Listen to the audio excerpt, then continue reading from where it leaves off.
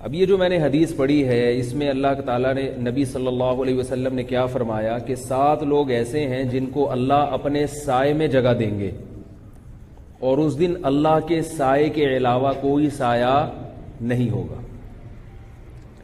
یہاں ایک اشکال ہوتا ہے کہ اللہ کا تو سایہ ہوتا ہی نہیں ہے، کیونکہ سایہ تو ان چیزوں کا ہوتا ہے جن کی کوئی باڈی ہو، جن کا کوئی جسم ہو۔ کیا خیال ہے بھائی؟ اور پھر سورج کی روشنی بھی پڑے اس کے اوپر۔ تو یہ بات خوب یاد رکھیں کہ قرآن مجید میں یا حدیث میں جہاں بھی اللہ کے بارے میں ایسی باتیں آئی ہیں، ید اللہ کا ہاتھ ہے، قرآن میں آتا ہے کہ والسماوات مطویات بیمینہ، قیامت کے دن آسمان اللہ کے دائیں ہاتھ میں لپٹے ہوئے ہوں گے، والارض جمیعا قبضتہ، اور زمین اس کے قبضے میں ہوگی۔ قبضے میں کیا؟ ہاتھ میں ہوگی۔ تو اس سے پتہ چل رہا ہے کہ اللہ کا دایاں ہاتھ بھی ہے بھائی، 2 ہاتھ ہیں، ایک دایاں ہوگا تو ایک بایاں ہوگا۔ اور حدیث میں آتا ہے کلتا یدیہ یمین، اللہ کے دونوں ہاتھ دائیں ہی ہیں، بایاں نہیں ہے اللہ کا۔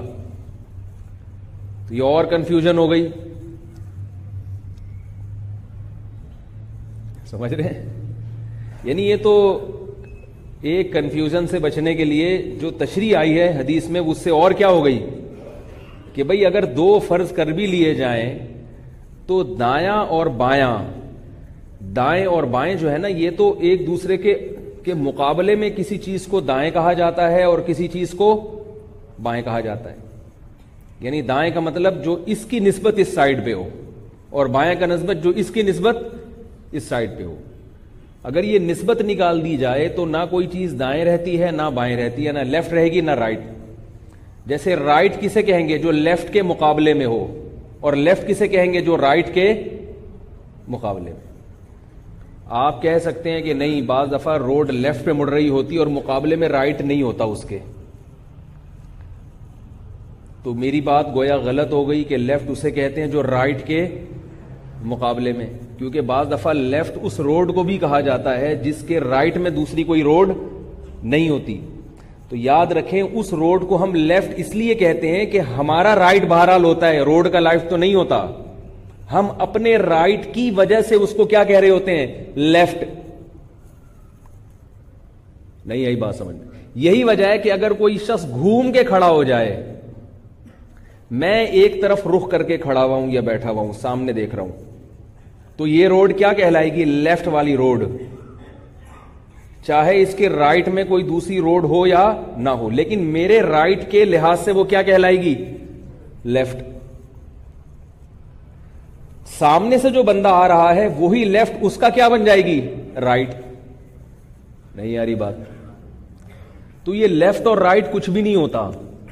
رائٹ وہ ہے جو آپ کے لیفٹ کے مقابلے میں ہے، لیفٹ وہ ہے جو آپ کے رائٹ کے مقابلے میں۔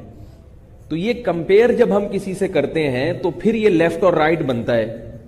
تو حدیث میں آتا ہے کہ اللہ کے دونوں ہاتھ کیا ہیں؟ رائٹ ہی ہیں۔ تو یہ تو اور عجیب ہو گیا بھائی، 2 ہاتھ اگر ہم فرض کر لیں جیسے ہاتھ ہوتے ہیں تو پھر دونوں رائٹ کیسے ہو سکتے ہیں؟ ایک کو تو دوسرے کے مقابلے میں لیفٹ یا رائٹ کہا جائے گا نا۔ تو ان حدیثوں سے ہمیں کیا پتہ چلتا ہے کہ اللہ کی ذات سے متعلق جو بھی قرآن و حدیث میں بتایا گیا ہے اس میں بحث مباحثے کی اجازت، بولو بھائی، نہیں ہے، وہ ہماری عقل سے بالا تر۔ یہ میں کیوں اصول اور ضابطہ بیان کر رہا ہوں؟ ایسا ہی نہیں کر رہا خام خواہ میں جنرل نالج کے لیے، اتنا تو نالج سب کو ہی ہوتی ہے کہ لیفٹ اسے کہتے ہیں جو رائٹ کے مقابلے میں، رائٹ اسے جو لیفٹ کے مقابلے میں۔